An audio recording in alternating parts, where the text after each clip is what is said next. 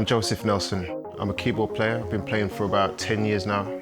I used to play for Raleigh Ritchie, I've played with MO, and I'm currently on tour with Jess Glynne.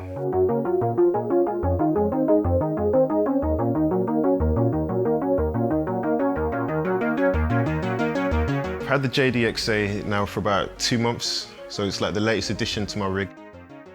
I have to say I fell in love with it quite quickly, mainly due to the fact that all the parameters that I use are they're just there. I don't need to go into the screen and start faffing about. The Roland JD-XA has both analog and digital features, which I think are really cool. I think it's better than most of the analog digital keyboards that are out there at the moment. Big fan of the digital section.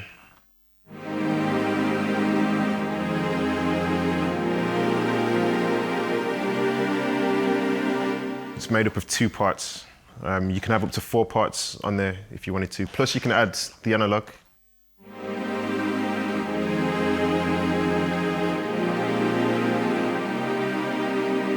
What I think is really cool about it is the fact that you can manipulate it using these features I mentioned earlier, the filter.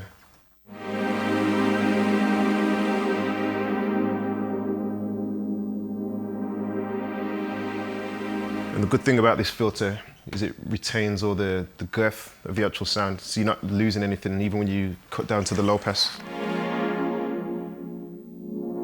It still retains that quality sound. Some keyboards just don't give you that, but this does.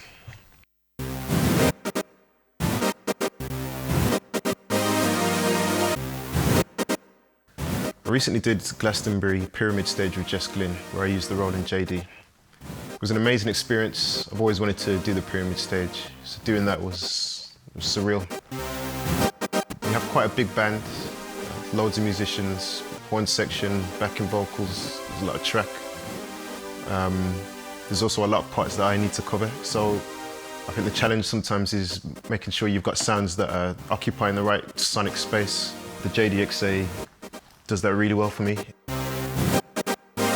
In Jess Glynne's set, I currently use this on a few of her songs, Don't Be So Hard on Yourself and Why Me. Also in the set, we do a cover song where I'll use a sine sound for like leads, or sometimes I use that sound throughout the set if I'm feeling inspired.